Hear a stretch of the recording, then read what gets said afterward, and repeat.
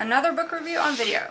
And this video I'm going to talk about one of my favorite biographies, Liberace, An American Boy, by Darden Asbury Pyron. I never read anything else by this guy. He has also written a book that I would love to read, a biography about Margaret Mitchell, the author of Gone with the Wind.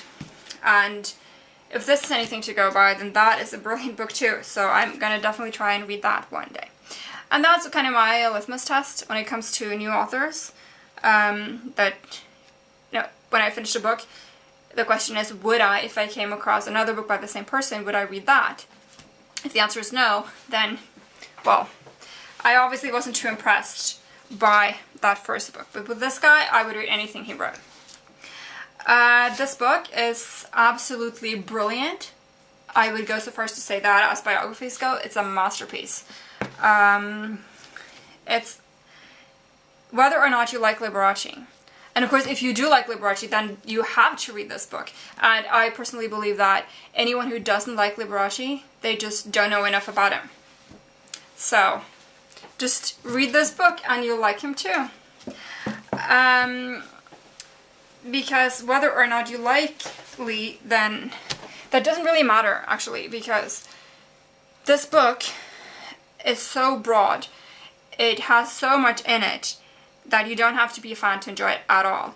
The subtitle, like I said, is An American Boy. And what the author does is he basically takes Lee's life as a starting point to explore the tremendous changes in American culture in the 20th century. Lee was born in 1919 and died in 1987, so his life kind of almost exactly spans the decades of the greatest change in American culture in that century. So he covers just so much more than just Lee's life. He talks about immigrant history. Lee was the son of an immigrant, and his dad was an immigrant himself. His mother was the daughter of immigrants. He talks about Midwestern cultural history. He talks about the development of popular culture, the history of Las Vegas. Just so many things that are covered in this book. It's also very, very well written and extremely well researched. Lee is a really difficult subject because he didn't want to share that much of himself. He wanted very much to present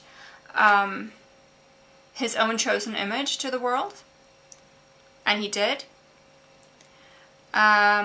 He had really control of his image in a way that is kind of difficult for us to understand today because, you know, we live in the age of the internet where nothing is secret for long. But Lee lived in an age where he was able to control his own image in a way that is basically impossible for any celebrities today.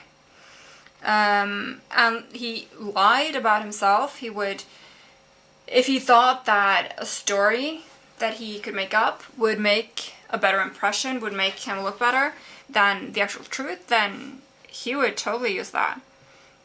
Like, for instance, his middle name was Valentino, and he used to say that that was in honor of the Valentino, because his mom was such a fan. But he was born in 1919, like I said, so that's not very likely, since the real Valentino only made it big 2 years later. Of course, his mom probably was a big Valentino fan, since she named her last child, her fourth child, Lee's little brother Rudy, she named him Rudolph Valentino Liberace. But Lee's name, Wladziu Valentino, that was in honor of his paternal grandfather, who was called Valentino Liberace. So, but that was much less cool. Yeah, they named it for my grandpa. It was much more cool to be named after, like, the ultimate movie star. So that's the story he went with. And because of the scarcity of sources, all kinds of things, it's often difficult to go back and correct that at this stage, or at whatever stage this book was written. Let's see, I'm not sure, but copyright, blah, blah, blah, blah, the year 2000 it looks like. Yeah, so then Lee'd been dead for 13 years, and You couldn't go to the original source. Most of the family was dead. So you couldn't really... Pyron had a really, really difficult job ahead of him, because there is not a lot of info available, and what is left, that Lee himself left, is not reliable. And of course there are a lot of stories, and there's a lot of mythology. I recently read an article in a Norwegian magazine that was just translated from some, I think, original in English magazine, and it said that the guy who wrote it was like a long-time friend of Lee. They were friends for many years, blah blah blah. And the article was so full of errors that I had like half a dozen of them in the first minute of reading. So even someone who supposedly was Lee's good friend believed the hype and believed the mythology. So Pyron had a really hard job, but he's done a fantastic job of finding the info and presenting what he knows and what he sort of assumes he knows in a very credible way. And what he does is, when he doesn't know, when he has to admit that this is a blank, then he extrapolates from the surrounding era, and then he goes into more sort of cultural history, local history, and just makes this an absolutely fascinating read. The book chronicles Lee's life from before he was born, with some background on his parents and on their marriage, which was rocky from the start, as any fan will know. And it goes on to beyond his death,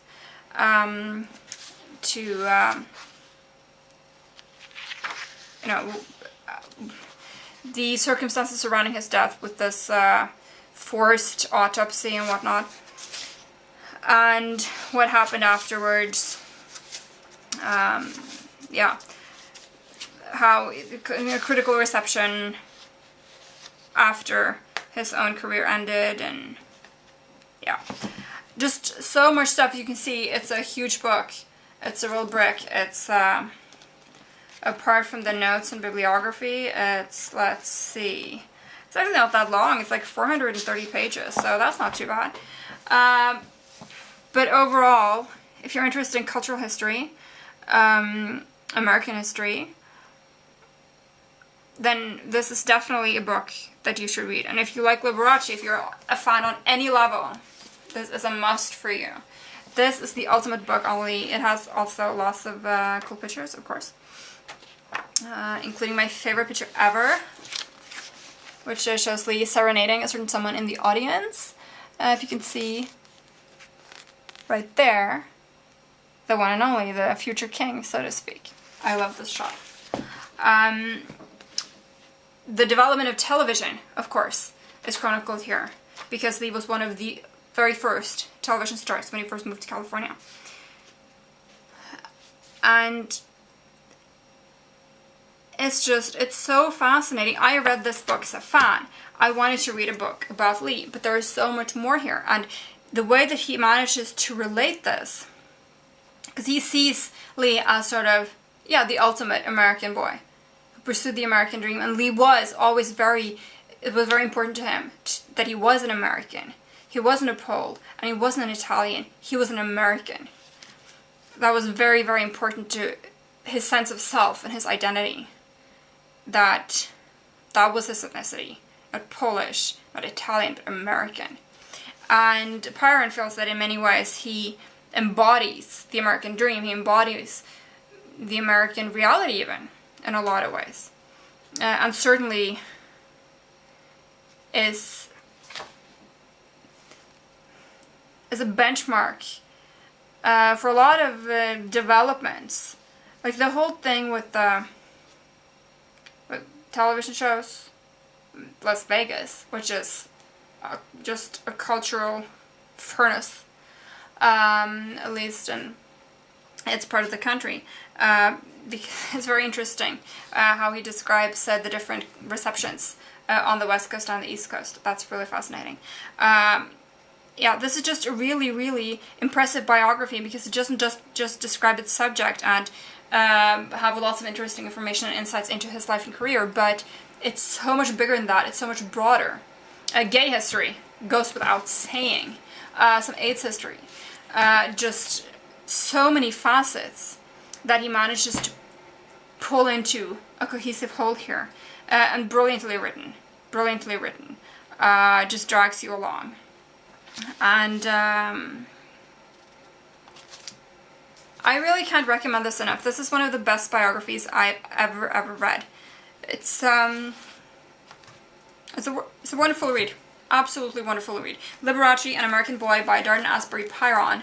If you ever come across it, check it out, because this is one of the most interesting books you'll ever come across. And please don't be put off by this cover if you don't like this kind of thing. Read the book, and then you may end up liking this kind of thing.